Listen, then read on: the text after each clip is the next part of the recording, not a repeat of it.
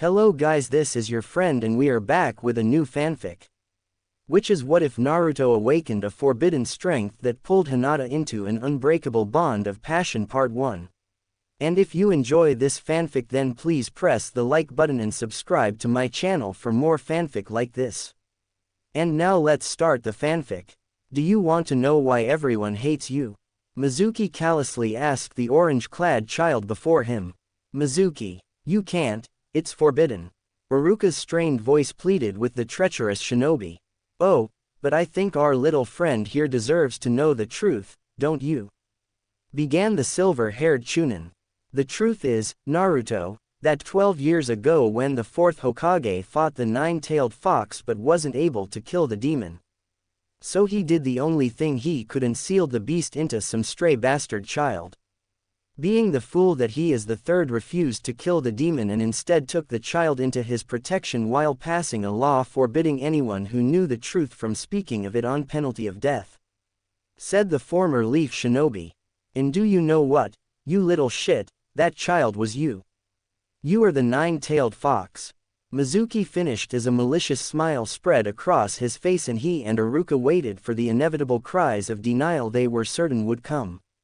During the entirety of Mizuki's tirade Naruto had never moved, had never said a single word. Even now at the end he remained still as though waiting for the traitor to say something more. Is that all or is there something more you wanted to tell me? Naruto said barely loud enough for either Iruka or Mizuki to hear before vanishing from sight in a flash of crimson. Hiraishin. But, it can't be, it just can't be. Iruka mumbled, shocked at the technique his worst student had just performed. You little shit, who do you think you're trying to fool? I don't know what that was but there's no way you could ever pull off that jutsu. Mizuki yelled as her frantically began to scan the area for any sign of his prey. All the while trying desperately not to give away the fact that Naruto's display of skill had unnerved him far more than he dared to admit. You have disrespected not only the third and the fourth Hokages, but also my mother and my father. Beyond that you have betrayed your oath to the village, broken the third's law and caused harm to one of the few people in this world who actually give a damn about me. For what you have done I'm going to make you regret ever being born. Naruto's voice echoed from the shadows as hundreds of shadow clones appeared in swirls of flames surrounding the traitorous Chunin. Despite his confidence Mizuki was no fool and quickly attempted to flee in a futile attempt to escape the small army that had suddenly surprised him. Only to realize that any such escape was completely out of the question. Within moments the Chunin was engulfed in a sea of orange as clone after clone bore down upon him. Still Mizuki struggled in vain fight back against the seemingly never-ending copies of Naruto's that assaulted him before his body gave into the pain and he began to lose consciousness. Don't die yet, traitor. You still need to answer to the Hokage. One of the multitude of clones coldly spat as another brutally kicked Mizuki in the ribs, bringing him back into the waking world. Naruto, is that really you? How did you do all that? Iruka asked as he stumbled towards the horde of orange-clad teens. Are you alright, Iruka-sensei? You look pretty beat up. Naruto said as he moved to help the injured Chunin while the majority of his clones vanished from existence. I'm fine and don't try to change the subject. I want to know how you were able to perform such advanced jutsu when you can't make a decent clone. Iruka asked while allowing Naruto to help him to a nearby tree. I'm sorry sensei but that's classified, said the blonde before checking to ensure that his clones had securely restrained Mizuki.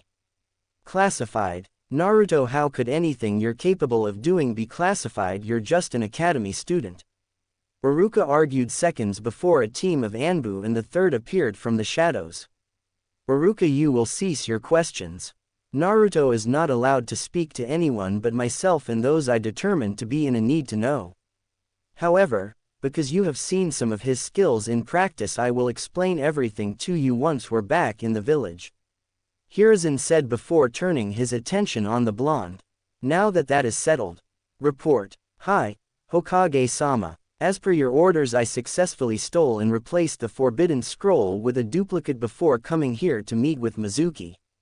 Everything was proceeding according to plan until Iruka-sensei was able to locate me sooner than I had expected. Because of his presence, I was forced to play along with Mizuki's tirade in order to ensure that the traitor would incriminate himself. Because of his lack of information, Iruka-sensei had no idea of what was actually happening and was subsequently injured while trying to protect me when the traitor attacked. I then proceeded to apprehend Mizuki, with the results being as you see them. Naruto explained to the village leader. Very well, but I will want a more detailed written report by tomorrow, Naruto, as well as one from you, Iruka, said the third, to the aggravation of the blonde before him. But Gigi, I just told you everything that happened. Naruto whined, to the third's amusement. I'm sure you did, but the fact remains that when any shinobi completes a mission, a written report detailing that mission must be submitted for the official record. Even as a genin you should know that.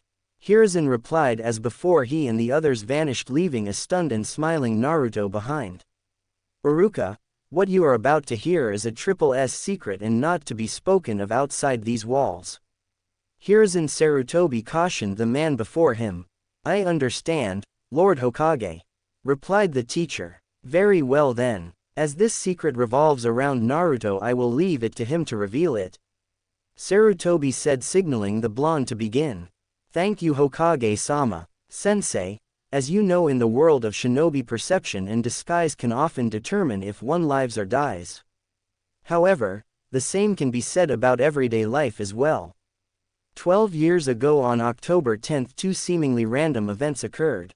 The first was that the Kyuubi no Kitsune attacked the village, and the second was that I was born. On that night many brave men and women lost their lives trying to defend the village from the fox's rampage. The sacrifice they made saved many lives that would have otherwise been lost and allowed the fourth Hokage enough time to devise a solution to end the threat once and for all. The fourth solution, while brilliant, was flawed, Naruto calmly said before being cut off by his teacher.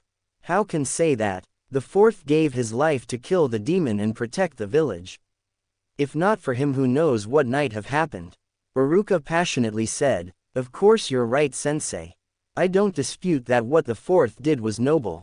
However, you and I both know the version of events that is routinely taught in the academy is not what actually happened that night. The blonde said, shocking Iruka into silence. But as I was saying, the fourth solution, while brilliant, was flawed in many ways.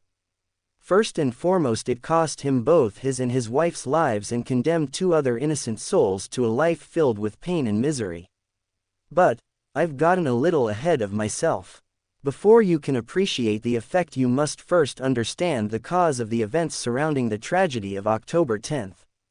Everyone has always assumed that Kyuubi deliberately attacked the village. In this belief, everyone is wrong. People assume that because of the way they look that the Biju are evil, when in fact their personalities are as complicated as yours or mine.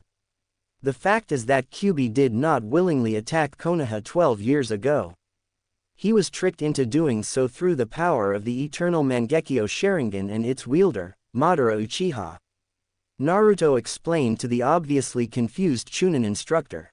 While I find this amusing, Naruto, what you're saying simply can't be true.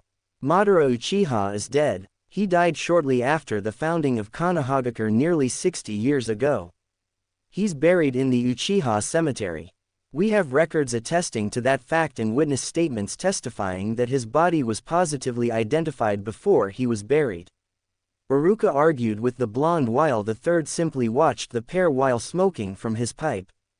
I understand how it seems, sensei, but I promise you that once I finish you will understand everything, replied Naruto as he once again delved into his story. I realize that every piece of evidence says that Madara Uchiha is dead, but appearances can be deceiving. The Sharingan is a unique bloodline which has abilities that are now commonly known. For instance, unlike other bloodlines, the Sharingan has the ability to advance into two additional stages. The second stage is called the Mangekyo Sharingan and the final stage is the Eternal Mangekyo Sharingan. Each of these additional stages can only be reached by the wielder experiencing an event more intense than the one that gave him the previous version. In other words, if a person gains the Sharingan by seeing a friend die, then something more emotionally wrenching must occur in order to activate the Mangekyo Sharingan. But with this advancement comes a penalty.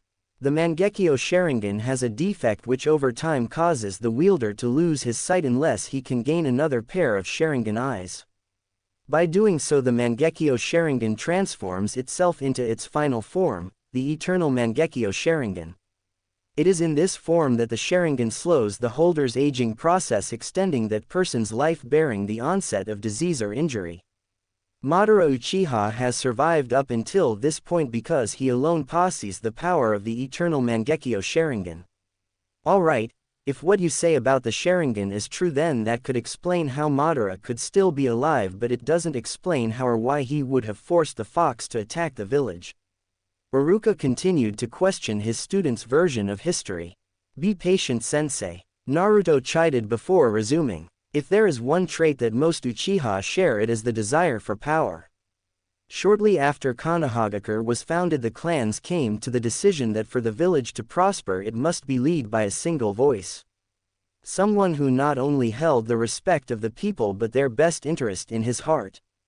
Early on, the choice of who that voice would be was narrowed between two individuals. The first was Hashirama Senju and the second was Madara Uchiha. In the end, the village chose Hashirama Senju as the first Hokage. However, Madara did not take his defeat well, especially in light of the fact that his own clan had chosen to follow Hashirama over him.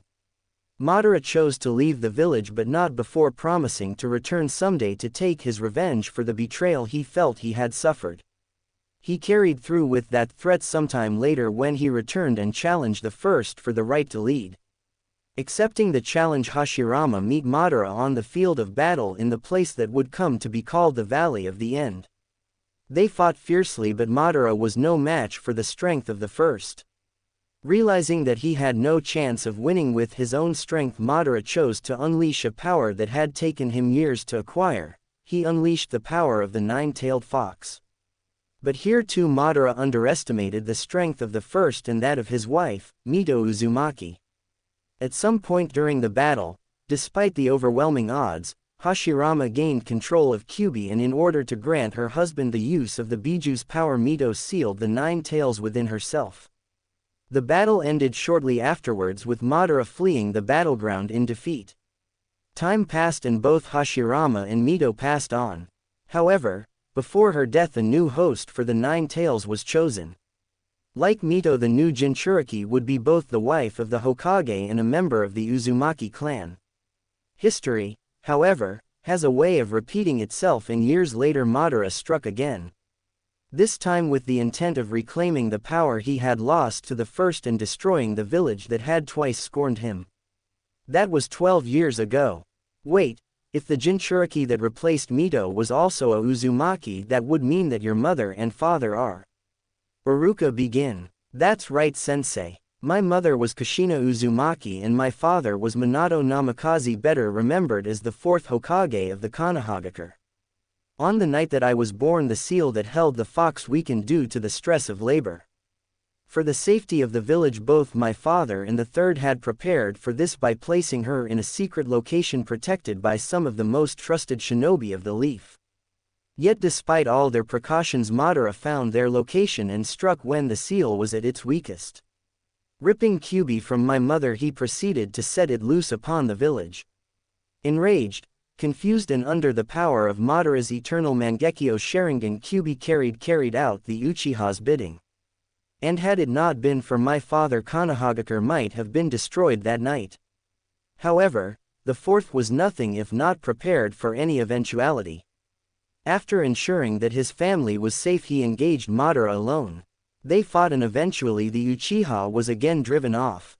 However, that still left Kyubi to deal with.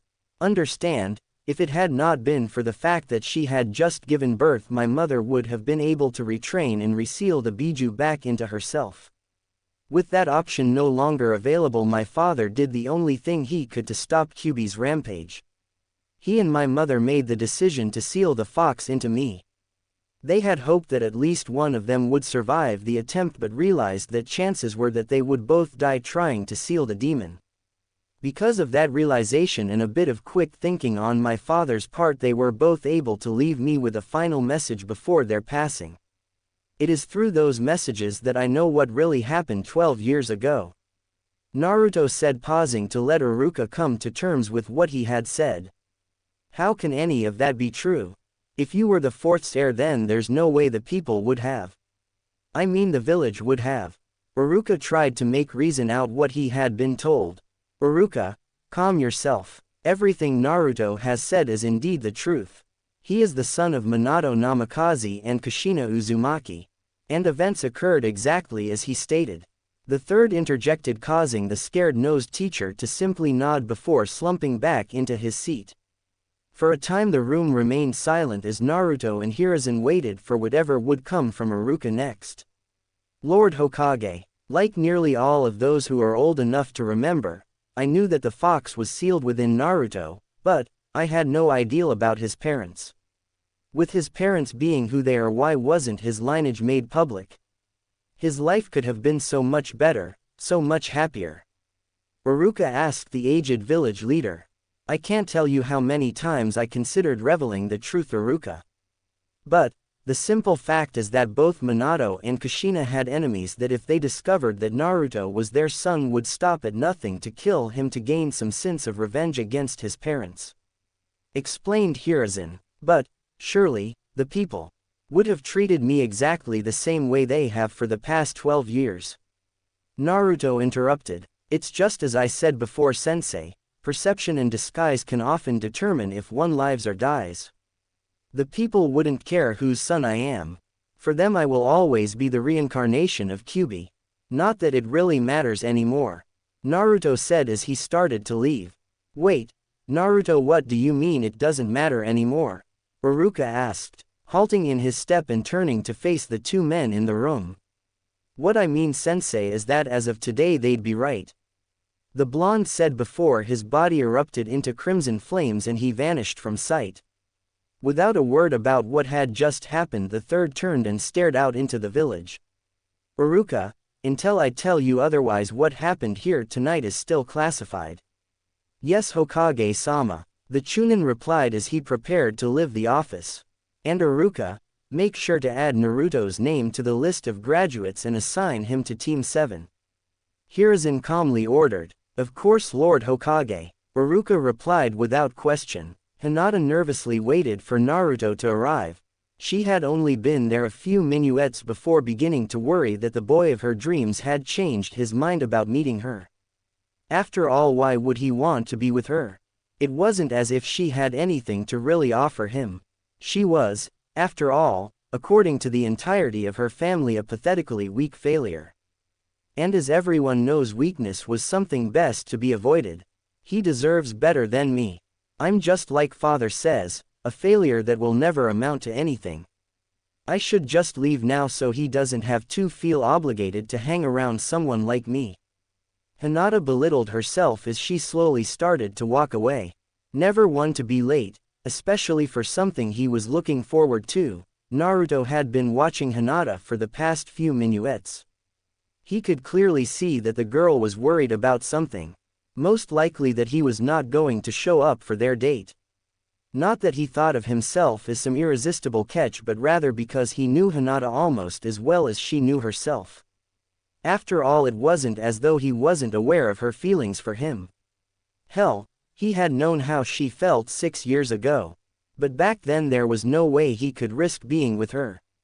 With the villagers almost constantly after him and no legitimate way of defending himself, let alone anyone else, he could not risk that they wouldn't turn on anyone that even remotely seemed close to him. However, things were different now. Now he was officially a shinobi of the village. Now, if anyone attacked him or his friends, he had the right to retaliate with appropriate force. Now he could finally stop pretending that he didn't hold some feelings for the shy heiress and pursue the relationship that they had each been longing for.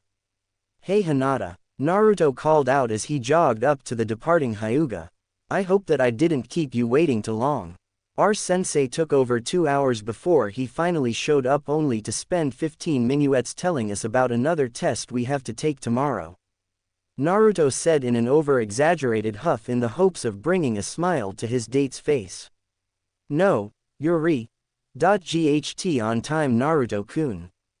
Hinata smilingly blushed as she responded to the one person that always seemed to be able to lift her spirits whenever she felt down. Really? That's awesome. Since I'm not late, then how about we get something to eat? Naruto asked. He soaked in Hinata's smile before subtly moving closer to the girl. Okay, how do you feel about ramen? Hinata suggested, knowing from her past observations of the boy that there were only a few restaurants in Konoha that would willingly serve the boy a meal. Naruto was beyond grateful for Hinata's deliberate effort to avoid someplace that might prove less than tolerant of him. Hinata, you are defiantly a girl after my own heart. The blonde laughed as he boldly took his companion's hand and led her towards the best ramen stand in the village, Ichiraku's. Ooh, Hinata was happier than she had ever been in her life. Dinner with Naruto had gone surprisingly well. And although she had never been a ramen enthusiast, like her date, she quickly discovered that the savory dishes offered by the little stand were the best she had ever tasted. Even now, as she made her way to her room, she could not help but to think back on the earlier event of the evening. Entering the ramen stand, Hinata's first impression was that it was nothing out of the ordinary. Of course, having visited food stands before, she had not really expected to be wowed by anything the place had to offer. However, despite her misgivings, she appreciated that the people here were at least kind enough to serve Naruto a meal without harassment. Tsuki-san, Ayame Nichan, you got 2 customers. Naruto bellowed out as the pair took up a couple of stools towards the end of the bar. So what will it be tonight, Naru? Ayame paused mid-question as her eyes locked onto Naruto's companion and turned her attention to the Hyuga heir.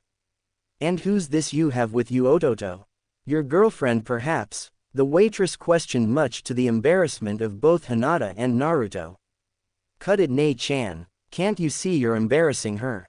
Naruto replied, trying to alleviate some of Hinata's embarrassment due to Ayame's inquisitiveness. It's Al, right, Naruto-kun? Hinata said as he stood and bowed towards the young woman before her. My name is Hinata Hyuga, and Naruto was kind enough to invite me to dinner this evening to celebrate our graduation from the academy. The heiress said without any sign of a stutter, much to the surprise of herself and her date. Returning Hinata's bow, Ayame offered the girl a warm smile before saying, I'm sorry if I embarrassed you, Hinata-san. It is just that Naruto-kun is usually alone during his meals here. And after seeing that he was here with a cute girl such as yourself, I just thought that maybe my Ototo had finally found someone special to share his time with. Ayame explained, causing Hinata to further blush at the implication that she and Naruto might be a couple. Anyway, Nei-chan, if you're done with the 20 questions, could we? Well, Naruto-kun, what's the hold up? You're usually 3 bowls in by now. A strong male voice came from back of the stand. Oh, I'm sorry about that, Oto-san. I was teasing Naruto-kun and his friend Hinata. Ayame explained as her father came into view. Well, any friend of Naruto is a friend of mine, Tsuki said as he came out to greet his customers. Now what will it be? The evening had progressed smoothly from there, with the pair enjoying their meal while sharing stories about themselves. Time, however, was not a friend to the fresh genins, as they both needed to prepare for the challenges of the coming day. I really enjoyed this evening, Naruto-kun, Hinata said as she walked beside her evening's escort. So did I, Naruto replied nervously, placing his hand behind his head before continuing on. Listen, Hinata-chan, I was wondering, and feel free to say no, but would you maybe like to go out with me again sometime? I would love to go out with you again, Hinata replied quickly before her own nervousness or tendency to stutter had a chance to prevent her from answering. Great, I know we both have training and everything, so how about I find you tomorrow after our test and we can come up with a time that's good for the both of us? That would be wonderful, Naruto-kun. Hinata agreed, unconsciously moving to be closer to her date. Continuing on, the pair idly chatted about whatever crossed their minds until the main gates of the Hyuga compound came into view. I guess this is where we have to say goodbye, Hinata-chan. Naruto softly said as he took Hinata's hand. At least until tomorrow. Hinata replied so softly that if it had not been for his enhanced hearing, Naruto might not have heard her. Yeah, tomorrow, Naruto said before reluctantly allowing the heiress' delicate hand to slip from his, and Hinata vanished into the walls of the compound. Hinata felt as though she must be in a dream as she made her way to her room. She was happy, happier than she could ever remember. And for the moment it seemed that nothing could steal that happiness from her. At least that was until she turned the final corner before reaching her room and nearly ran directly into the imposing figure of her father. Hinata, you seem overly pleased about something this evening. Did you somehow manage to do something worthwhile for a change? The stern, nearly emotionless voice of her Hiyashi Hyuga questioned his eldest child. Hearing her father's stern words would have normally sent Hinata into a downward spiral of self-pity and despair. However, tonight not even he would hold such power over the overly timed girl. No, tonight Hinata was riding high on the intoxication that was Naruto Uzumaki. Yes, father, today I did something worthwhile. Today, I begin to live out one of my fondest dreams. I don't know how long the dream will last, so I will savor it for as long as I can.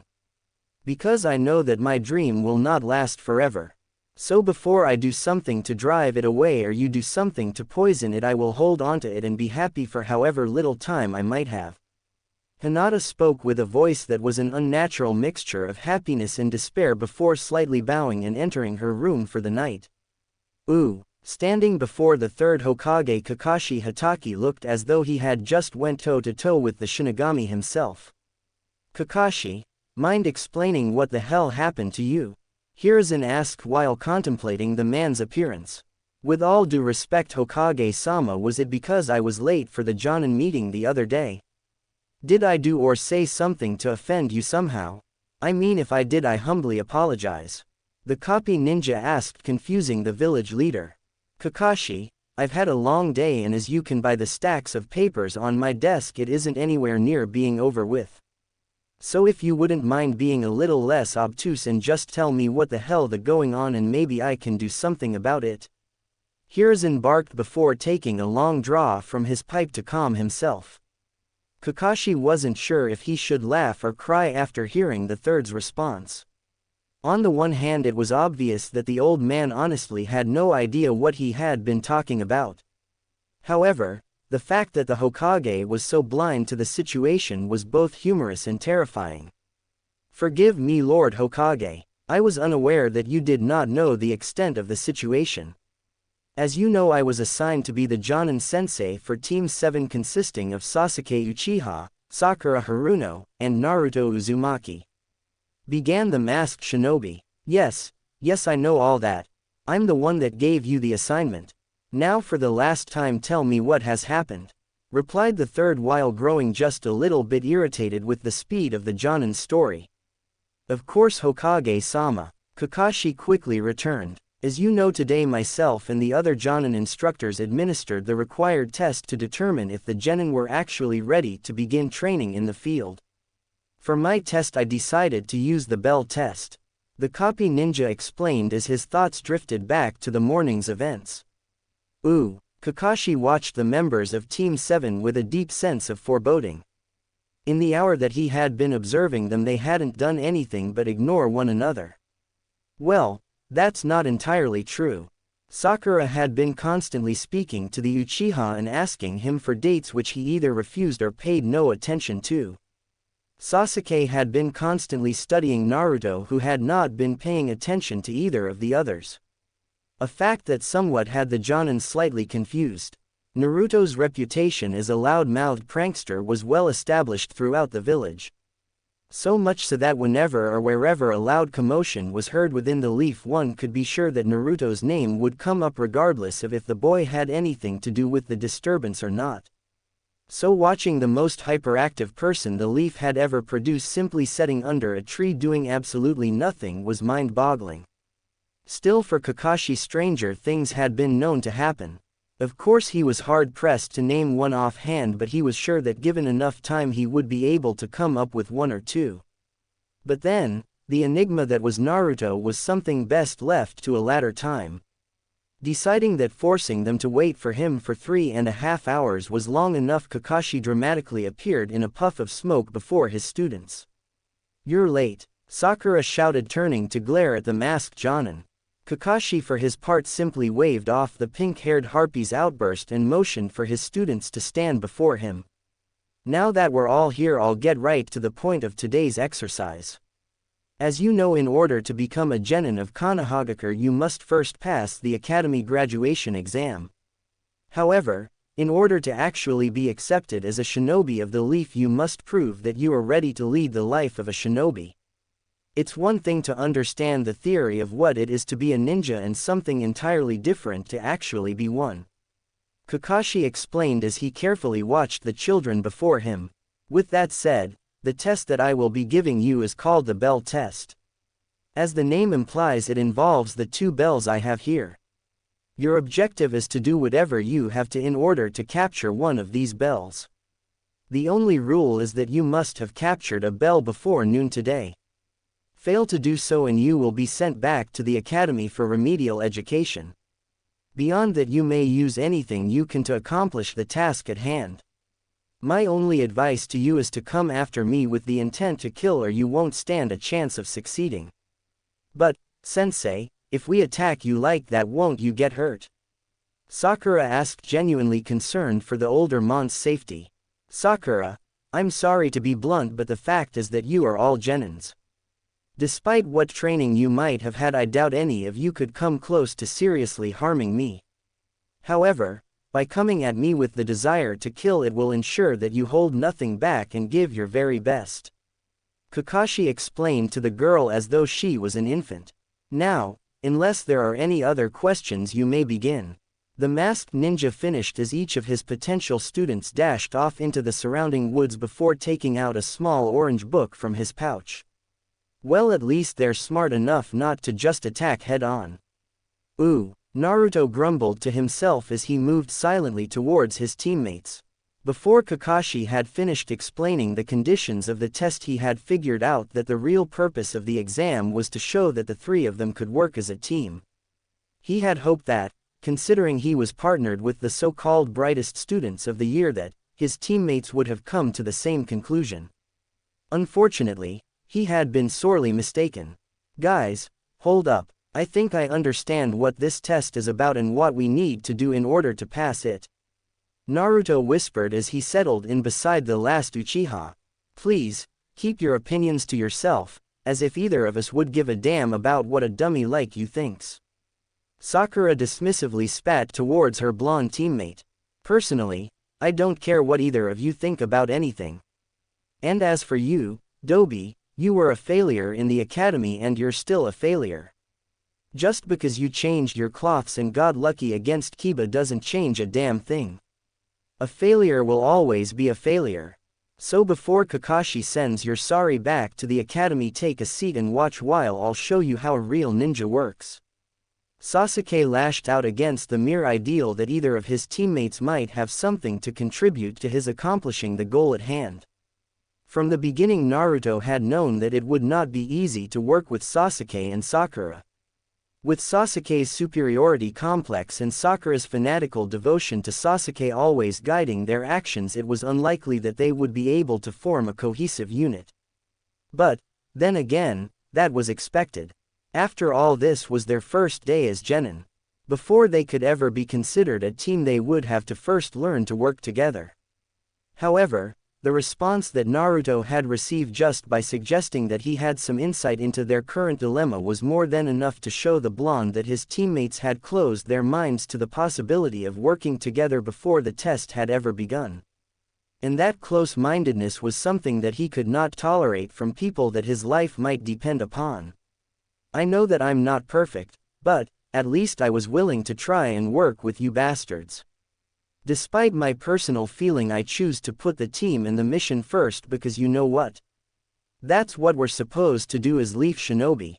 Personal feelings, prejudices, superiority complexes have no place on a shinobi team because that shit will get you killed faster than any kunai. But, After seeing how well just offering an opinion will carry over with you two, I say it. I'm done with the both of you," Naruto said as calmly as he could before marching out to the center of the training ground where Kakashi stood listening to every word that passed between the teens. "You know, stealth is the shinobi's bread and butter. Without it you might as well just paint a big bullseye on your chest and scream, 'Here I am,'" said the masked ninja as he continued to read from his book. "Shove it, sensei. You're not much better the emo king and the bubblegum princess. I mean seriously, you show up 2 hours late and give of some bullshit about a bell test. As if anyone aside from the dynamic dumb asses over there couldn't figure out its true meaning." Naruto ranted as his chakra began to flare and he gave up any pretense of trying to remain calm. Taking the blonde's outburst in stride, Kakashi's only reaction was to glance over the top of his book. After all, it wouldn't do any good to agree with Naruto despite the fact that he knew that everything the boy had said about his teammates was true. Neither Sasuke nor Sakura would last on any team as they currently were. "Really? It's that obvious? Then please enlighten me. What is the purpose of the bell test?" Kakashi said, noticing that Naruto's outburst had drawn Sasuke and Sakura from their hiding place as well as attracted the attention of several nearby shinobi. Naruto's lips twisted into a grin as he fixed his icy gaze upon his would-be sensei. "All right, sensei, but how about we make a deal first? And since so many of your brethren have chosen to join us, they can be our witnesses." The blonde mocking asked the older man while challenging his honor. "You're way too cocky for a genin who by all rights should have never graduated from the academy in the first place. But hey, I've got nothing better to do at the moment, so I'm willing to play along with your little game," Kakashi replied, putting his coveted book away to the murmurs of his fellows. "I'll even give you my full attention just so you can't scream foul later." "Fine, whatever, let's just get this over with. The rules of the test will remain the same. I'll have until noon today to get a bell from you. If I do, then you will pass me without question. If I fail, then I'll give up being a shinobi forever," Naruto brazenly spoke, shocking everyone present. "You understand that this is a challenge of honor. If you lose and don't follow through with your end of the bargain, although you will still be a shinobi, no one in the Leaf will ever trust you again," Kakashi replied, hoping to emphasize exactly what kind of bargain Naruto was entering into. "Oh, I understand. I pass your test and I'm a shinobi, I fail and I'm out."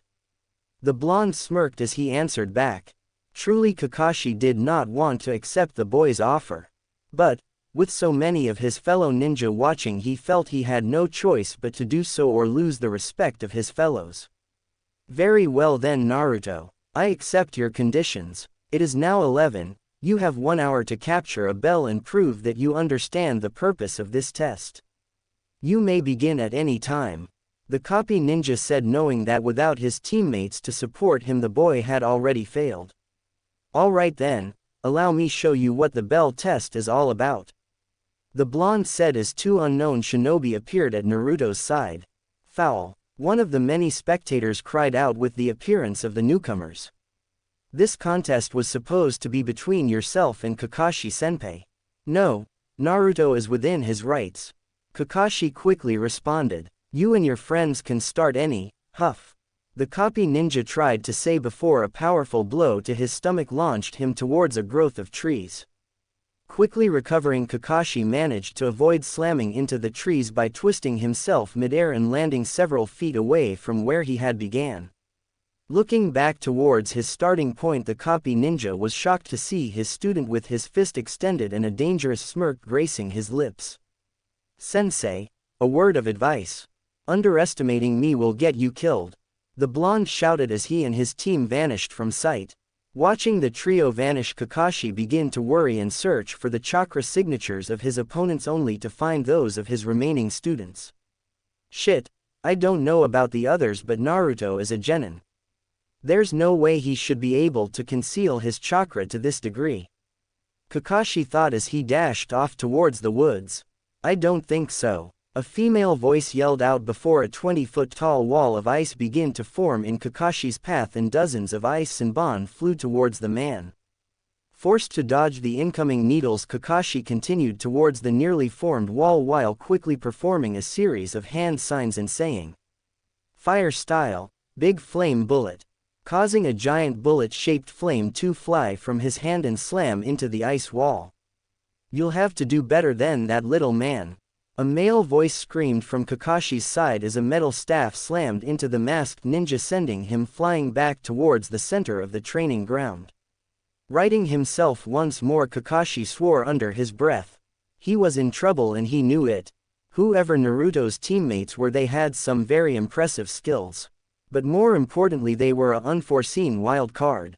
Aside from the little they had shown, the extent of their skills were a complete mystery. Not to mention that he had yet to be confronted by Naruto. And if what the Hokage had told him about the blonde was true, then he might very well be the most dangerous of all his opponents.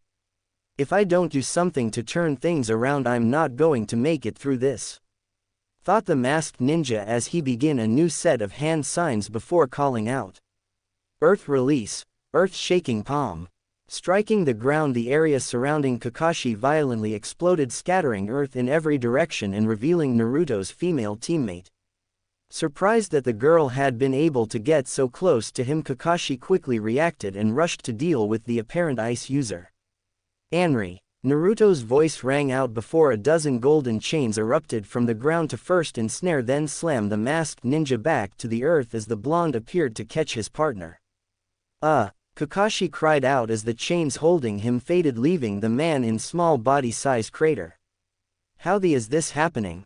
I'm getting my handed to me by a genin. Even with those other two, I should still be doing better than this," mentally ranted the masked man as he began to pull himself out of the crater his body had made. Kakashi was hurting and pissed. He had been outclassed from the moment the test had begun and he knew it. And it was obvious that as much as he had been holding back, Naruto and his team was holding back that much more. All that was left was to throw everything he had left at the genin and try to save face before his fellow shinobi. Throughout the test, the gathered onlooker watched in stunned disbelief. Kakashi Hatake, one of the Leaf's strongest shinobi, was being soundly beaten. "I would have never thought I would have to resort to using it for something like this, but it looks like if I want to have a chance at winning, I have no choice," Kakashi reasoned as he lifted his hand to the headband covering his left eye. "This has been fun and all, but it's over," Naruto said, dangling a pair of silver bells for Kakashi to see after appearing with his teammates in a flash of crimson. Frozen in the process of lifting his headband, Kakashi didn't know which was more shocking. The fact that the boy before him had just apparently performed one of his sensei's signature jutsu, or the fact that he had managed to capture both of the bells. Seeing the way in which the blonde had appeared with his captured prize in hand, Kakashi wasn't alone in his confusion. Regardless of the rumors that had been circulating since the Mizuki incident and the information that he had been given by the third, Kakashi still had not been able to believe that Naruto was truly able to use the fourth jutsu. However, as hard as it might have been to believe, the proof was right in front of him. "How?" Kakashi mumbled the singular, not sure if he was asking about the bells or the jutsu. "The bells? I substituted a transformed clone with the bells when I first hit you," Naruto calmly explained. "But if that's when you got the bells, then why did you continue to fight? The test was over, or is it that you just wanted to humiliate Kakashi-senpai?" Someone from the crowd questioned the blonde. "Embarrass Kakashi-sensei? No, I did not do this to embarrass him. I did it to prove a point," Naruto replied to the unknown person. "A point? What point?" Kakashi asked as he seated himself on the ground. "I bet you that I could pass your test and show you that I understood the true purpose of the bell test. But it never crossed your mind that I might be able to actually do it. You assumed that because you are an elite jonin that a lowly genin like me couldn't touch you. You assumed that even with the addition of my team that I didn't have a chance. But look at where we are now.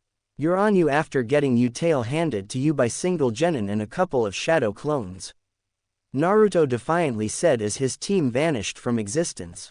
"The boy cheated somehow. There's no way those were shadow clones. Another voice from the crowd yelled out as a chorus of voices joined in the disbelief. Fail the bastard Kakashi, the crowd demanded of the copy ninja. And what do you say, sensei? Naruto asked, fully prepared to abide by the terms of their agreement if Kakashi chose not to pass him. Looking into the eyes of the fourth's legacy, Kakashi knew that what the boy had said was indeed the truth. He had not considered that Naruto would have ever been able to defeat him, nor that the additional teammates could have been anything other than real people. Today, Naruto, you have taught the teacher a valuable lesson. I hope that tomorrow I can do the same for you. Kakashi said, shaking his head in disbelief of his own stupidity. You mean, you pass, said the masked ninja before vanishing in a burst of smoke. With Kakashi's disappearance, the gathered shinobi along with Naruto also took their leave until only Sasuke and Sakura remained. Sasuke, is everything all right? You're tremblingly. Sakura asked the object of her obsession. All right. No, Sakura, I'm not all right. Naruto has power that he doesn't deserve, power that should belong to me. I want that power, Sakura. I need that power and I will have it no matter what I have to get it. Sasuke growled to the girl at his side. If that's what you want, Sasuke, then I promise to do anything I can to help you get it. Sakura vowed, not caring about anything but the happiness of the last Uchiha. Ooh, and that is what happened, Lord Hokage. Kakashi reported the village leader. Hiruzen had listened carefully to what Kakashi had told him. He had known beforehand that Naruto was far more advanced than an academy graduate should be.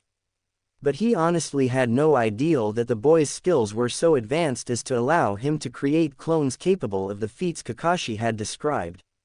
Of course, without knowing exactly what Kyuubi had been teaching, Naruto also allowed for the possibility that the beings Kakashi had fought weren't clones at all, or at least clones by any definition that he was aware. You passed him, of course? Asked the third, turning his eyes to the masked ninja. Yes, sir. I saw no reason not to. This is Naruto after all, Kakashi said as his eye formed a creepy kind of smile. Agreed. Although Naruto's abilities are daunting, we have nothing to worry about from him. He has proven his loyalty to the leaf above and beyond what should ever be asked of someone so young of age. I, however, am more concerned with the actions and sentiments of your other students. Sarutobi said, taking 2 files from a drawer of his desk. I understand, sir. Sasuke's only concern was proving his own strength, while Sakura only cared for the thoughts and concerns of the Uchiha. Neither ever considered the ideal of the 3 of them working as a team and dismissed Naruto without ever taking the time to even listen to his thoughts on the matter.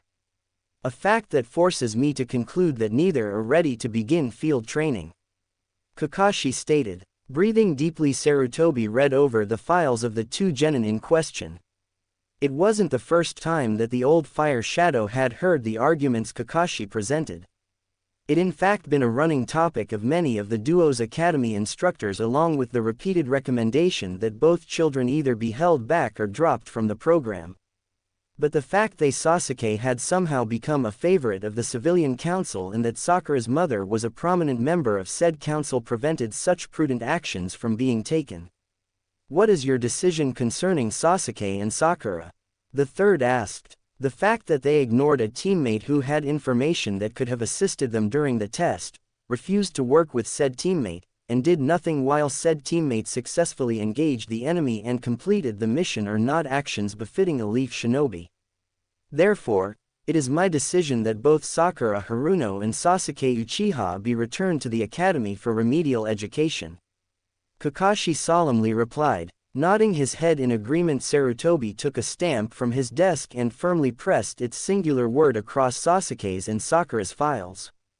Hiruzen Sarutobi patiently listened as member of the civilian council ranted and raved about the unfairness of the recent genin test. Specifically about Kakashi's decision to fail Sasuke Uchiha and Sakura Haruno. Not that the topic was new. In fact, the third had more or less been hearing the same arguments for the better part of the past 2 days.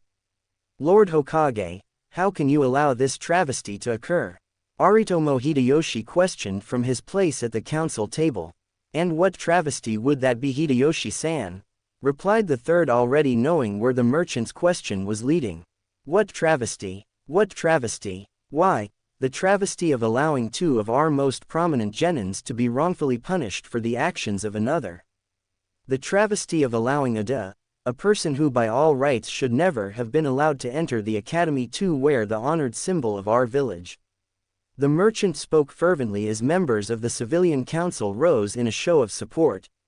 I agree, Hideyoshi-san. This is indeed a travesty that must be corrected at once. Hiruzen said, surprising the entirety of the council. But, Lord Hokage, Sume Inuzuka began before the third's raised hand silenced her.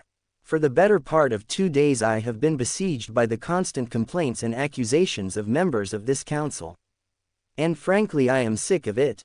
Kakashi was within his rights as Team 7's Jonin instructor to fail Sasuke and Sakura. Moreover, Kakashi would not have been performing his duty to the village if he passed candidates that were not truly ready to become shinobi.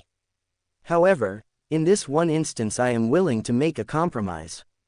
Since so many of you feel that Sasuke and Sakura were, as you put it, wrongfully punished for the actions of another, I will allow them a second chance to prove that they are in fact ready to become shinobi.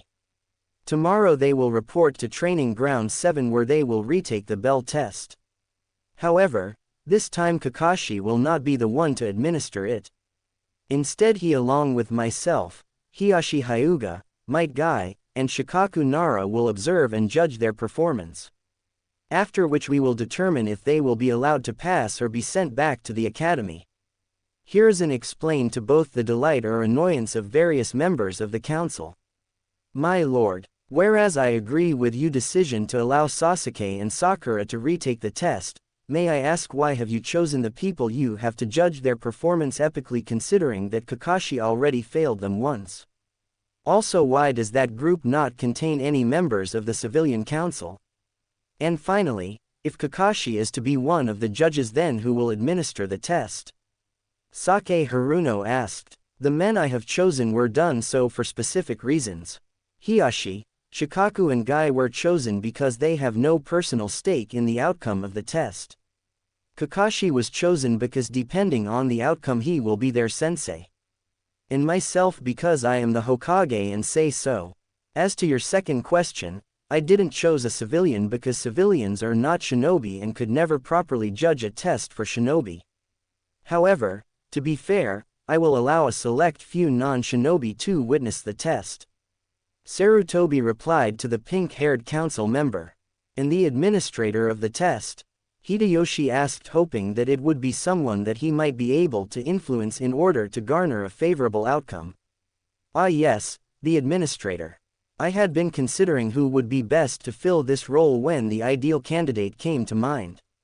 It seems to me that this is not simply a test to determine if Sasuke and Sakura are ready to truly become shinobi, but also if Naruto is also ready to fill that role. Because as you yourself said, Hideyoshi-san, Naruto is a person who by all rights should never have been allowed to enter the academy, let alone been allowed to graduate. But Hokage-sama, he is the reason that Sasuke and Sakura failed. How would forcing the three of them back into the same situation be fair? Sake quickly spoke out. It wouldn't, and I have no intention of putting them into that situation, Haruno-san. You forget that Naruto has already passed his Genin test. But because members of this council have called into question his skills as a shinobi, I have decided that he will be the one to administer the test. If Sasuke and Sakura can manage to capture a bell from him while proving that they understand what the purpose of the test truly is, then they will pass and join the rest of Team 7. However, if they can't, then they will fail and be sent back to the academy, provided that they still wish to remain shinobi of the leaf. And before any of you object, my decision in this matter is final. If you want Sasuke and Sakura to be allowed to retake the Genin test, then Naruto will administer it.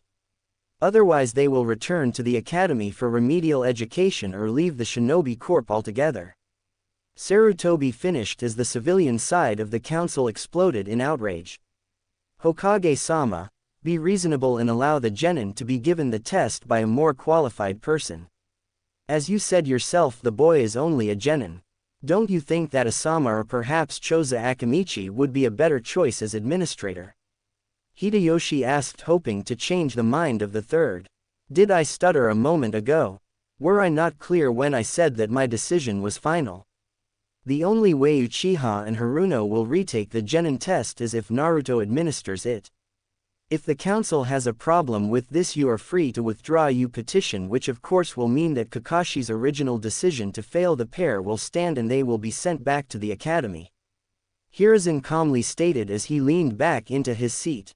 The shinobi side of the council had for the most part been silent during the Hokage's declaration. In truth, their only issue with the entire situation was that the failed genin were being given a second chance to take the test. After all, teamwork was key to the way that Leaf Shinobi operated. And for someone that aspired to a part of that tradition yet be unable to demonstrate the concept was entirely unacceptable. However, after hearing what the Hokage intended, the majority of the shinobi present would be hard-pressed to admit that they were not just a little bit intrigued at the possibility of seeing Naruto in action. After all, they had all heard the rumors of how the boy had taken on and beaten Kakashi with a handful of jutsu and a couple of shadow clones. And for anyone to do that while earning the copy ninja's praise had to be the mark of someone special. The civilian side were not so eager to accept the third's decision. However, seeing as they had no real choice in the matter, were forced to relent. Very well, Hokage-sama. We accept your terms in this matter. Hideyoshi spoke for the civilians. Excellent. Then tomorrow morning at 8 Sasuke and Sakura will be retested. The judges and any shinobi that wishes to attend may do so. However, because of the potential danger, only member of the civilian council will be allowed to view the test. Hiruzen said before tossing a scroll to a before unseen Anbu. Now then, what else do we have on the agenda today? Kakashi watched in wonder as his lone student completed their last mission for the day. In the 2 days since the Genin test, they had successfully finished 10 D-ranked missions thanks mostly to the blonde's almost endless ability to create shadow clones and desire to push himself.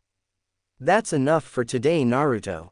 If we keep going at this rate, then there might not be any missions left for the other teams. The copy ninja chuckled as his student dismissed the remainder of his clones. If you say so, sensei. But, from what I can tell, there will never be a time when people aren't willing to pay someone else to do the work they don't want to do. Replied the blonde as the duo set off towards the mission hall. That might be so, but as long as those kind of people exist, then we shinobi will always have an income. D ranks might not provide you with a large paycheck, but they will keep you fed. I know, sensei. Thanks to them and old man Ichiraku, I've been able to put food in my belly on more than one occasion. Naruto replied, much to the surprise of his teacher. Wait a minute, are you telling me that you've done D ranks before? Kakashi questioned. I thought you knew. I've doing these kind of things for Gigi since I was about 5. At first he would just send me from place to place to deliver or pick up something for him. Then as I got older, he let me do things like clearing out sheds, arranging papers, walking dogs, repairing fences, and so on. I'll admit, at first I thought it was just some kind of game. But then one day I didn't complete the task he had given me, and he explained that when a shinobi is hired to do a job, he is expected to complete it. If he doesn't, then he shouldn't expect to be paid for his services. That nothing in the world is free and everything has a price. That night was the first time since I was thrown out of the orphanage that I went to bed hungry. But, looking back, I can't say that doing so was a bad thing. I might have had an empty stomach, but I gained a piece of wisdom that I'll carry with me for the rest of my days. Naruto explained as the pair handed in their mission reports for the day. Not knowing how to respond to his students, Kakashi was somewhat relieved when an Anbu appeared before them. Kakashi-senpai, Naruto Uzumaki. By order of Lord Hokage and the Council of Konohagakure, you are to report to Training Ground 7 tomorrow morning at 8 in the morning. This scroll will explain everything else you need to know, said the Anbu before vanishing from sight. What's going on, sensei? Naruto asked as he watched Kakashi open the scroll left by the messenger. Well, it seems that Sasuke and Sakura did not agree with my decision to fail them and complain to the council. Lord Hokage has therefore decided to allow them to retake the exam. Only this time their performance will be judged by a panel of 5 shinobi including Hokage-sama and myself. Kakashi explained as he read through the scroll. Okay, but if they're being retested, why do I have to be there? Is the council making me take the test over as well? No, but it seems that the question of whether you are really ready to be a shinobi was brought into question. However, Lord Hokage refused to override my decision to pass you. Instead, as way to settle the matter, he has decided that you shall be the one to administer the test for Sasuke and Sakura. Replied the masked shinobi. Are you serious? I have no idea how to even begin to do something like that. Replied the blonde as he began to pace back and forth. Calm down, Naruto, it's really not that difficult. The rules of the bell test are simple. The genin have a set amount of time to capture a bell while demonstrating that they can truly work as a team. If they can do that, they pass. If not, they're sent back to the academy. Any other stipulations are entirely up to you. Besides, the panel will actually make the decision of whether they pass or not. The only thing you have to worry about is preventing them from getting a bell. And I know firsthand that your skills are more than enough to accomplish that. Kakashi said, explaining to the blonde his role in the exam. That was different. We were both holding back and I knew that I couldn't really hurt you. But there are things you don't know about me, things that could easily get someone killed. Naruto fearfully rambled. Listen, Naruto, I'm going to give you a piece of advice that my sensei once gave to me. Trust in your friends, trust in your comrades, but above all else trust in yourself. If you do that, you'll never go wrong. The masked man said before leaving his student to ponder his words.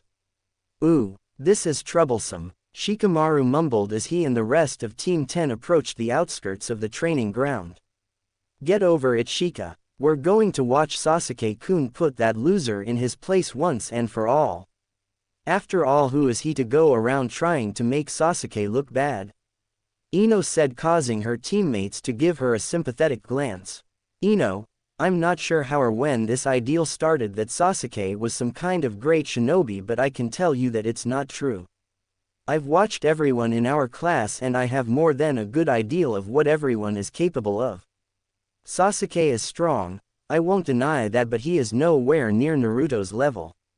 How can you say that? Sasuke is the rookie of the year.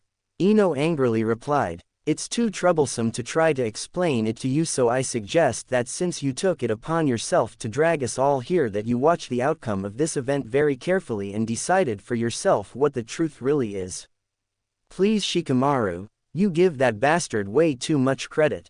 Kiba said as he and Team 8 joined the members of Team 10.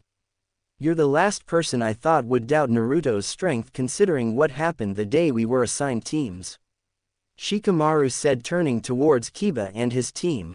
Nothing happened. That bastard just got lucky and caught me off guard. Kiba returned with more than a little anger in his voice. Keep telling yourself that, Kiba, if it makes you feel better, but I remember that Naruto-kun caused nothing to happen 3 times that day. Hinata said, surprising some with her open defense of the blonde shinobi, much to the ire of her teammate.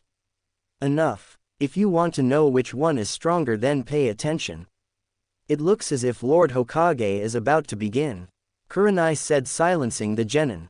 Ooh. Naruto waited patiently with the judges and shinobi council as Sasuke and Sakura were escorted onto the field by several members of the civilian council. With the arrival of the genin candidates, Sarutobi turned to the boy at his side and for a brief moment considered if now was truly the right time to begin Naruto's unveiling to the village. Naruto, before we begin, I want to tell you how proud I am of you and to remind you of the seriousness of this test. I understand that it might be tempting for you to go easy on your friends in order that they may pass.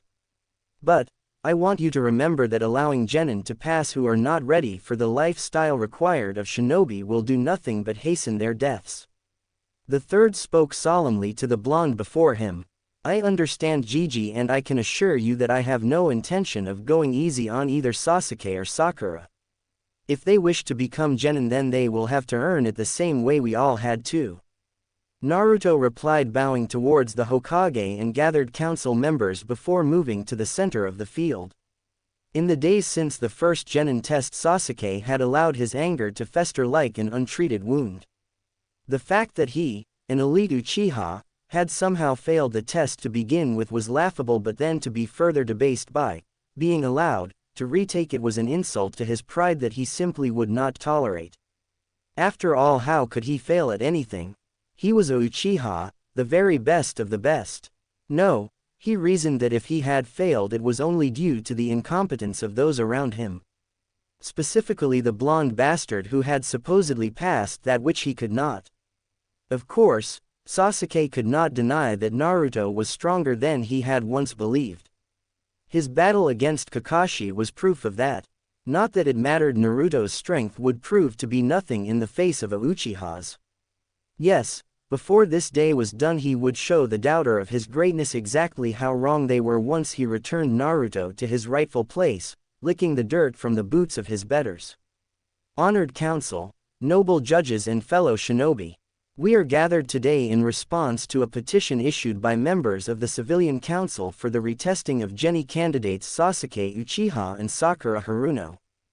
The method of testing shall be in the form of the bell test with the stipulations as follows.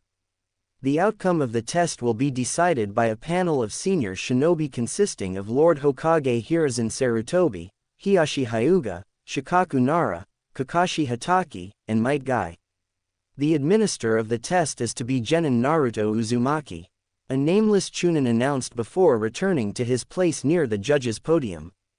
Standing from his seat, the third took a moment to look about the field a final time before extending his hand towards the proctor of the exam and said, "Naruto, as proctor, you may begin when ready." "Thank you, Hokage-sama." Naruto returned with a deep bow before rising and turning to his two opponents. "Sasuke, Sakura, the rules of the test are simple.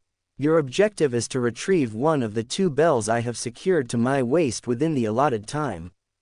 You may use any method you wish to accomplish this. In doing so, I suggest you come at me with the intent to kill, otherwise you won't stand a chance. It is now 8:15. You will have until 11:15 to complete the test. If at any time you manage to acquire both bells, then the test will end. If you feel that you cannot succeed at the mission, you may withdraw from the field, with your performance up to that point being the basis for judging if you pass or fail. Beyond that, anything goes. You may begin now." The blonde finished while waiting for the pair before him to make their first move. Sasuke scoffed as Naruto finished giving the test instructions before saying, "Who do you think you're fooling? We both know that you are way out of your league going up against me, so why don't you be a good little nobody and just hand over the bells so we can all go home?" "Yay, Sasuke-kun's right. You're nothing and you know it. Just because Kakashi-sensei felt sorry for you and let you pass doesn't mean a damn thing. You were a failure before, you're a failure now, and you'll be a failure for the rest of your pathetic life." Sakura said, feeling the need to aid her beloved Sasuke in putting down their would-be teammate. Around the field various voices could be mumbling in agreement with had been said about the blonde. Some even went as far as to call for his death at the hands of the Uchiha.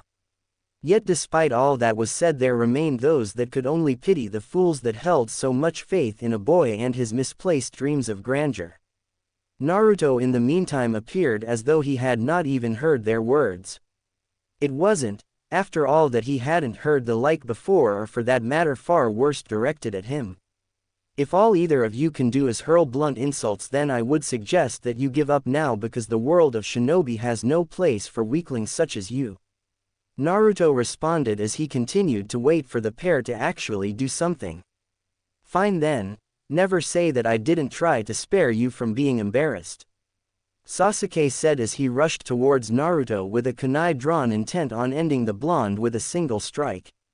For his part, Naruto an eyebrow as he watched with morbid fascination as the would-be avenger attacked head first. "What a dumb," Naruto mumbled as he sidestepped out of Sasuke's path. Almost feeling sorry for the boy, Naruto extended his arm, catching the would-be avenger with a classic clothesline that dropped the boy instantly to the ground, clutching his throat. "What did you do to Sasuke-kun?" Sakura screeched as she watched her obsession twisting on the ground in pain. "What did you expect me to do? Just stand there and let him stab me?" Naruto replied, dumbfounded at the stupidity of the Banshee's question. "Of course you should have. Sasuke is better than you, and if he wants to stab you to death you should let him," Sakura answered as she jumped back, unleashing a barrage of kunai at the blonde. Considering the girl had to be the most obsessed crack whore he had ever had the misfortune to encounter, Naruto praised Kami that he no longer had to force himself to pretend to like her. Quickly running through several hand signs, Naruto switched places with a log just as Sakura screamed out in terror before she dropped to the ground and began to twitch. Feeling a pang of guilt as he appeared over his victim, Naruto could only pity her for the horrors she was being forced to witness.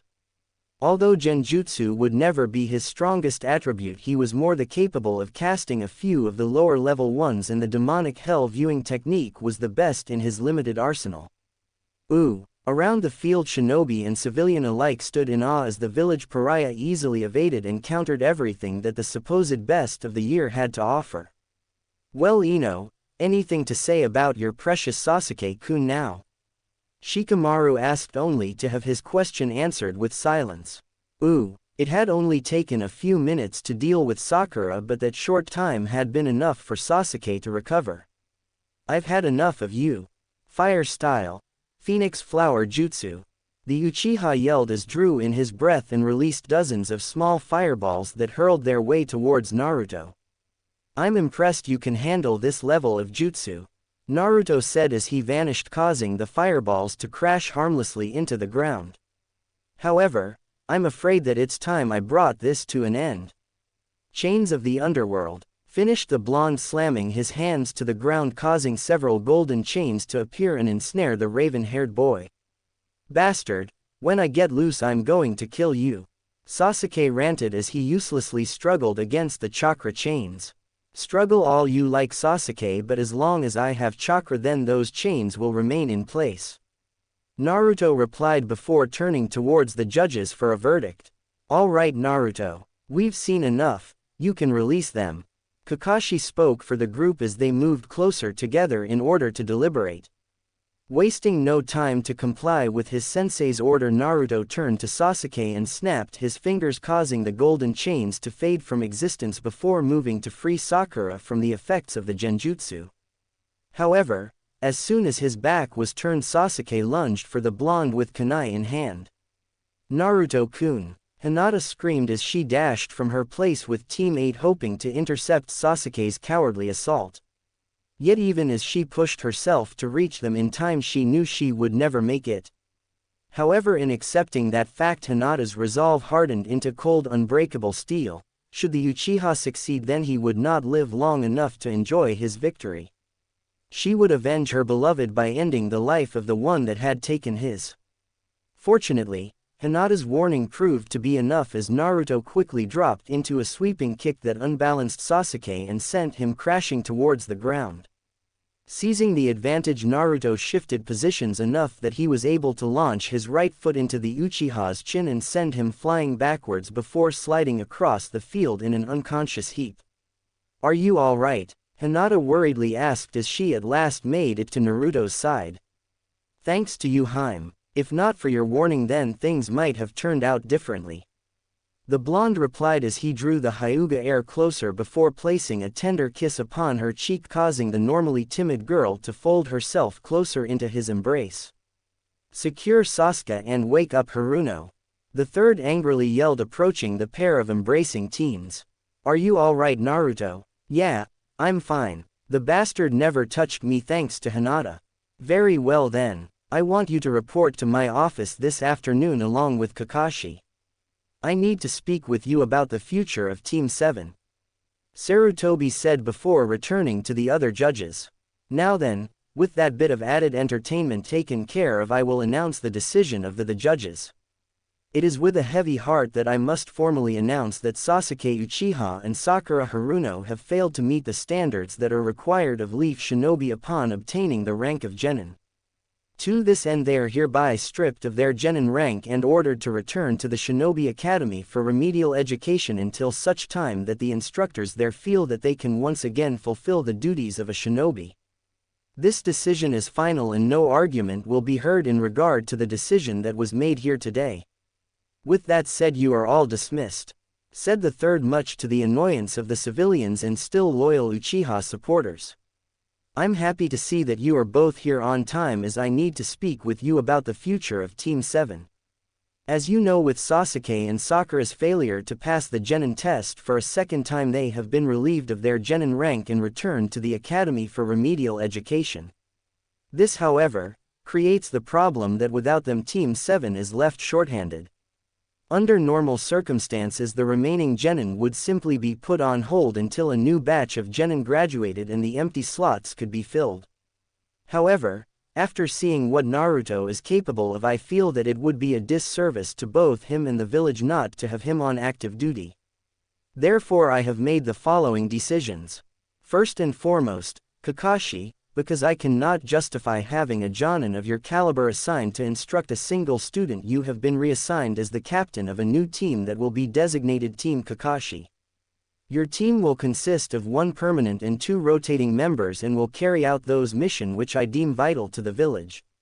When not on a mission, if you so chose to, you may continue to train Naruto in those areas where his current level of training may be lacking. Hiruzen told the masked shinobi, who seemed to be taking the decommissioning of his Genin squad with little concern. I will strive to perform at my very best, Hokage-sama. Kakashi replied, bowing to the third fire shadow. As for you, Naruto, you are being assigned as Team Kakashi's only other permanent member. I understand that it may seem strange to assign a Genin to a high-level team such as this, but in your case it seems justifiable. This is because I believe that the only thing that is currently separating you from the rank of Chunin is experience, which is something you will be able to gain with Kakashi. Unfortunately, I cannot rightly place a Genin on a team of veteran shinobi, as it would set a bad precedent that would frankly come back to bite me in the. Therefore I am giving you a provisional promotion to the rank of Chunin for the next 6 months. After which you will be evaluated by a panel of Jonin that will advise me as to what rank you should hold. Based on their evaluation, the reports of your fellows and my own observations, I will determine whether or not to make your promotion permanent. Make no mistake, Naruto, this is as serious can be. It has never been done and is only being done this time because you are a unique case. Do not make me regret giving you this opportunity. Hiruzen said as he took a draw from his pipe. I understand, Hokage-sama, and promise to do my best to live up to your expectations. Naruto returned as he bowed to the Hokage. That is all any of us can do, said the third before dismissing them with a wave of his hand. Hinata slowly made her way through the courtyard of the Hyuga compound, wanting nothing more than to take a long hot shower and go to bed. After witnessing Sasuke and Sakura's Genin test earlier that morning, Kurenai had put Team 8 through a long and painful day of training in D-ranked missions. Her excuse for the rigorous increase was that if the dead last could perform at such a high level, then they should be able to as well. And although the reasoning sound, it would be a long time before any of the members of Team 8 would come close to Naruto's level. Hinata-sama. A woman not much older than Hinata demurely called as she approached and bowed toward the girl. Yes, Asa-chan. Mistress, your father wishes to see you in his study. Asa replied. I see. Thank you for telling me. I'll go to him now. Hinata said, wondering what she had done that would cause her father to wish to see her at such a late hour. Reaching her destination, Hinata paused for a moment in order to settle her growing nervousness before gently tapping at her father's study door. Come in, daughter. Hiyashi's stern voice responded, pulling Hinata to enter into her father's private domain. Standing before her father, Hinata immediately got the impressions that whatever her father wanted with her would not be something in her best interest. Not that she didn't trust her father to look out for her best interest, she had simply come to understand that as the eldest daughter of the clan head her interest would be inevitably tied to the interest of the clan regardless what she might want for herself. You wished to see me, father? Yes, Hinata. I wanted to speak to you about a rumor that I had heard lately concerning yourself and Naruto Uzumaki. It seems that you have been seen in his company on several occasions and I would simply like to know the nature of your relationship. I'm asking you directly because I would be disappointed were I to find through other sources that you had been dating the boy without first seeking my approval. Hiyashi calmly questioned, leveling his steel gaze upon Hinata as though daring her to tell him anything but exactly what he wanted to know. Knowing that the man before her would accept nothing less than complete honesty and feeling that she had honestly done nothing wrong, Hinata replied, "It is true, father, that I have been spending time with Naruto-kun. However, we are not dating or involved in any kind of romantic relationship. We have simply been enjoying the other's company." Judging his eldest child for a moment, Hiyashi weighed what she had said before breathing a sigh and shaking his head in displeasure. "Yes, I expected that would be the case. When I first heard that you were spending time with Uzumaki, I allowed myself to think that maybe you had finally decided to take hold of the things you wanted in life. Knowing how you feel for the boy, I thought maybe, just maybe, you had finally grown tired of being the doormat you seemed determined to be. However, it seems that I was wrong and you are just the same as you ever were. However, considering your introverted nature, I shouldn't be surprised. Truthfully, I'm more surprised that you have managed to keep the boy's interest as long as you have. I honestly can't understand how, though. Perhaps if you were sleeping with him then I could understand it, but being as weak as you are, I know that cannot be the case. Still, the boy must see something in you worthwhile. I'm just damned if I know what it is. Still, I suppose it doesn't matter. However, what does matter is how your involvement with him is reflected on the clan. As long as you are heir, I cannot have you going around with a boy to whom I have not been formally introduced and approved of. Therefore, if you wish to continue to see Uzumaki, you will invite him to our home for dinner so that we might be formally introduced and I might get to know him. I expect this to be done within the week. Now leave me, as I still have much to do before retiring for the night," Hiyashi said with finality. Despite her father's cruel words, Hinata understood from the tone of the elder mon's voice that what had been said was not up for discussion. He had learned what he wanted to know, passed judgment and issued his instructions on the matter. All that remained was for her to carry out his order like any good little Hyuga. "I understand, father," Hinata said as she bowed and left the clan head to work. "Ooh, it's good to have you home, Team Kakashi. I take it that the mission was a success and that there were no significant problems." Hiruzen welcomed the four-man team currently occupying his office. "Hokage-sama, the mission was completed without any problems. Both primary and secondary targets were eliminated and there was nothing left behind that could be traced back to the leaf," Kakashi reported to the village leader as he thumbed through his ever-present little orange book. "Excellent work as always. You and your team have earned a few weeks off. I'll inform you when I have another mission for you. Until then, you're all dismissed," said the third, taking a draw from his pipe while watching the team bow and leave his office. "Kakashi, a moment please." Leaving the others to go their own ways, Kakashi turned back to the third after closing the door behind his departing team. "How did Naruto perform on the mission?" Hiruzen asked. "Honestly, if I didn't know that this was his first B ranked, I would have sworn that he was veteran. His teamwork is flawless, his timing impeccable, and his jutsu are devastating.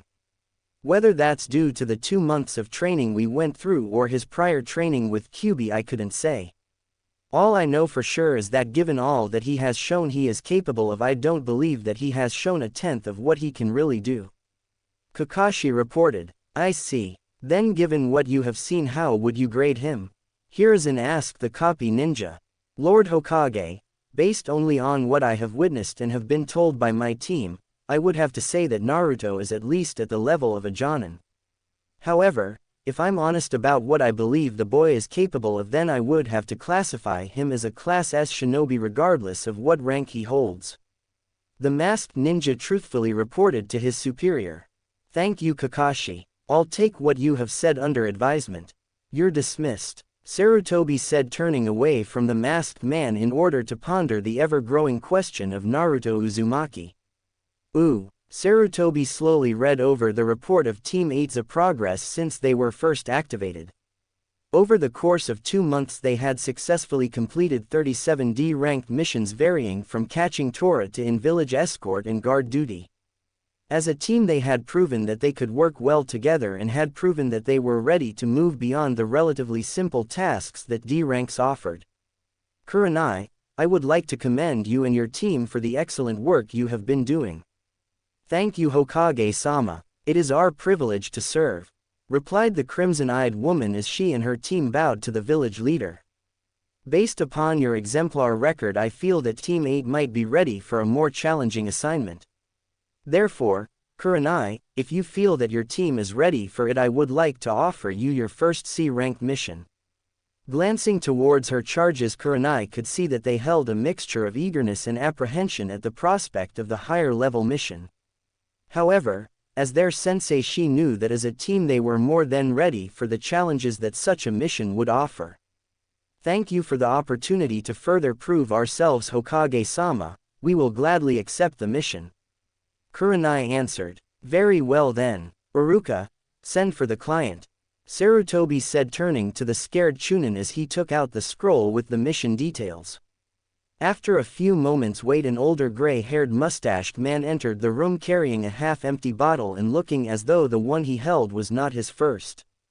Team 8, this is Tazuna, the master bridge builder, from the land of waves. Your mission is to escort him back to his homeland and guard him while he completes his current project. Sarutobi read from the mission scroll. Wait 1 minuet, I don't want a bunch of kids for this, Tazuna drunkenly complained to the third. I assure you, sir, that my team is more than capable of carrying out the mission you have contracted the village for. Kurenai quickly responded to the drunk's complaint of team selection. I don't know. I mean, look at them. One is Fleabag with a puppy, another looks as though he's freezing to death, and the girl looks like she's afraid of her own shadow. Is the really the best you can offer? Tazuna asked Sarutobi. I promise you, bridge builder, although a genin team, these shinobi are more than enough to fill your needs. However, if you would prefer a more experienced team, then you are free to withdraw your request for a C-ranked mission and issue one for a B-ranked. The Hokage replied with a reassuring grandfatherly smile. Looking from the Hokage to the team that he had been offered and taking a moment to consider his options, the bridge builder lowered his head and sighed. I meant no disrespect. I'm sure that they will be fine. Then if that's all settled, Team 8 go home and packed for a long mission. We will meet at the main gates tomorrow morning precisely at 8. Until then you are dismissed, Kurenai instructed her team before bowing towards those present and leaving the mission hall. Entering into the forest of his mind, Naruto found himself standing before his adoptive father and current king of demons. You wished to see me, father? Naruto asked as he bowed before the demon lord.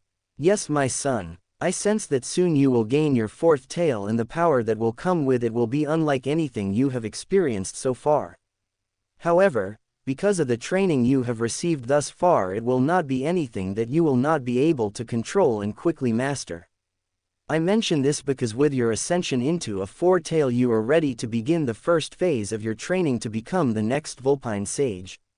However, before we can begin, you will first need to complete Ukenjutsu training by claiming your blade. Kyubi spoke to the boy before him. I understand and I am ready for the task at hand, father. The blonde replied. So be it. The ancient demon spoke as a simple wooden door appeared in the midst of the forest the pair currently occupied. Through that door awaits your blade. All you need to do is find and claim it. However, be warned, should you choose incorrectly, then your blade will renounce you and its power, as well as any chance of becoming a sage will forever be lost to you. How will I know which is the correct one? Naruto asked with a sense of worry in his voice. I cannot answer that, my son. Because a Vulpine's blade is sentient, the blade itself chooses the method in which it will test a person's worthiness. Thus there is no way of knowing what the test will entail until you actually face the test. However, I will give you a small piece of advice that has been passed down from each of those that has managed to claim their blade. Believe in yourself and you cannot go wrong. Regarding his adoptive father's words, Naruto bowed to the demon lord and confidently opened the door leading to the Chamber of Blades, only to find himself standing before the clones that had helped him to defeat Kakashi during his genin test. I suppose that somehow you are part of the test? The blonde asked his other selves. Yes, Naruto-sama. Behind us is the door that leads to the room that contains that which you seek. However, the door is sealed and can only be opened with our deaths. You must therefore strike us down if you wish to become more powerful. As your clones, our place is not to hinder you but to assist you whatever the task. Therefore we will not stand in your way in this endeavor and offer our lives so that you may gain the power you seek," said the female clone as the pair lowered their heads to the blonde. Standing over the pair, Naruto considered what he had been told before, sighing loudly and chuckling to himself. "It's not worth it," Naruto said as he turned to walk away, only to be stopped by the male clone grasping his hand. "Wait, Naruto-sama, what are you saying? You must kill us if you wish to claim your rightful power," the male clone said as he drew his own sword and offered it to the retreating blonde. "And say I do kill you. What am I supposed to do then?" Naruto asked, confusing the clones. "I don't understand. Once you have slain us, the power will be yours to do with as you please," the female responded. "True, killing you would give me power, but at what cost?" the blonde asked, turning to face the duo. "Cost? There would be no cost, as we are merely clones, a mere extension of your will," said the male. "And there is where you would be wrong. Just because you are a clone, you assume that your only purpose in life is to serve your creator's will. Whereas that might be true, it does not negate the fact that your life has purpose. If I were to kill you simply to gain more power, then what would that make me? I know that what I'm saying may sound confusing, and honestly I'm finding it hard to explain, but this is how I understand it. People believe power to be a means to an end, but they're wrong. Power is an end unto itself. If I were to take that sword and run it through your heart, then I would gain more power. But in gaining that power I would be betraying everything that I believe in, everything that I am. Therefore for me, if killing you is the only way that I can claim my blade, then it isn't worth it," Naruto answered in the best way that he knew how. Seeing that their creator would not take the path to power that he had been offered, the clone stood and bowed to the blonde. "Naruto-sama, you have shown that you are not blinded by the prospect of gaining power without consequence and have earned the right to claim that which you would have readily given up," the male clone said as the door behind him vanished. "My name is Anri and my partner is Saito. Through your words and deeds you have unlocked our power, and from this day forward we will gladly fight by your side," Anri said as the pair once more knelt before the blonde and twin Wakizashi appeared at his feet. Naruto easily felt the pulse of chakra that each of the twin blades emitted as his claimed them for his own. And although he could feel that the power they held was great, he could tell that there much more to twins that he had yet to discover. "So let me ask you, was that really you during the genin test, or are you just borrowing their forms?" "No, it was truly us that aided you during your test. When you summoned clones to assist you, your heart called out to us and we answered that call. But know that you have earned the use of our power. We will be able to assist you at any time," Saito answered his master. "Does that mean that you have the ability to appear as humans as well as swords?" "No, my lord. While inside your mind we take this form in order to better communicate with you. However, in the real world the only way for us to appear as humans would be for you to create shadow clone bodies and sacrifice enough chakra for us to complete our task while in those bodies," Anri replied. "I see. So if I create a bodies for the both of you and split a tail's worth of chakra between the two, you could function as normally as anyone else for as long as you had chakra," Naruto reasoned. "Essentially, my lord," Saito confirmed. "Interesting," the blonde simply replied as Anri and Saito faded away and Naruto came to stand once more before the Nine Tails. "I congratulate you, my son. Not only have you gained the use of your blade, but you are one of a select few to ever have the privilege of wielding twins. QB proudly said, "Thank you, father. But, if I might ask, what exactly are the Vulpine blades? From what I was told, I know that they aren't simple weapons, nor are they some kind of summon. So what are they?" In days long past, many of the Vulpine asked that very question. When the first Vulpine first called upon a blade, it was believed that it was simply a weapon. It was not until it was discovered that the blades were sentient that we realized what they truly are. "My son, a Vulpine's blade is," the demon lord explained, until an approaching outside presences alerted both father and son that Naruto was no longer alone in the outside world. Quickly returning to the waking world, Naruto was suddenly joined by a lone kunoichi who he recognized as one of the Hokage's personal attendants. "Naruto Uzumaki, Hokage-sama asked that you report to him immediately," the messenger stated with a well-restrained amount of disdain in her voice. "Thank you for the information," Naruto replied before he slightly bowed and vanished in a flash of crimson. Appearing outside the Hokage's office, Naruto wasn't surprised when the woman serving as the Hokage's secretary didn't flinch at his arrival. Not that her non-reaction was anything out of the ordinary.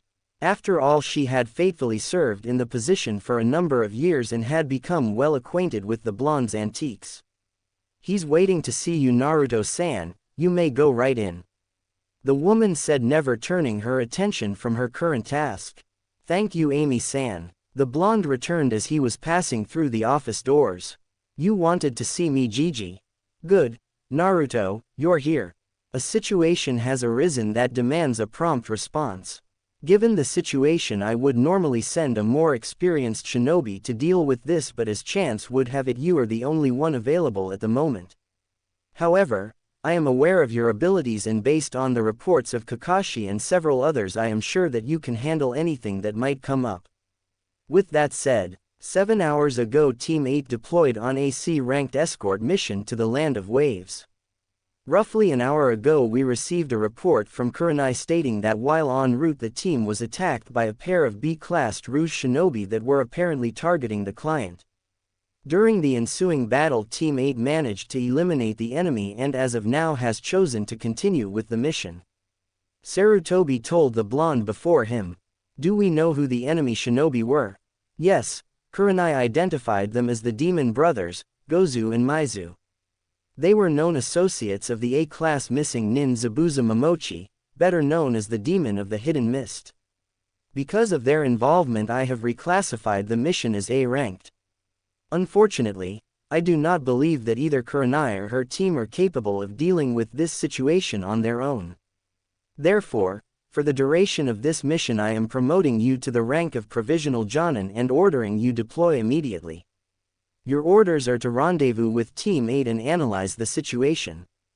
Based on your opinion and available information, you are to either return to the village or continue with the mission," Sarutobi said as he briefed the blonde. "Understood, Gigi, I'll move out right away," Naruto said as he turned to leave before Sarutobi spoke again. "And Naruto, one last thing. Should the situation warrant it, you are to immediately take command of the mission and Team 8 regardless of the circumstance," the third stated in complete seriousness as he handed over the mission details and his written orders. Naruto could hardly believe what he had just been told. However, he understood that sometimes for the good of a mission tough decisions and hurtful actions had to be taken. And for better or worse, the Hokage had just placed him into a situation where it would fall to him if such decisions had to be made. "I understand, Hokage-sama," Naruto replied as he vanished in a blaze of crimson flames.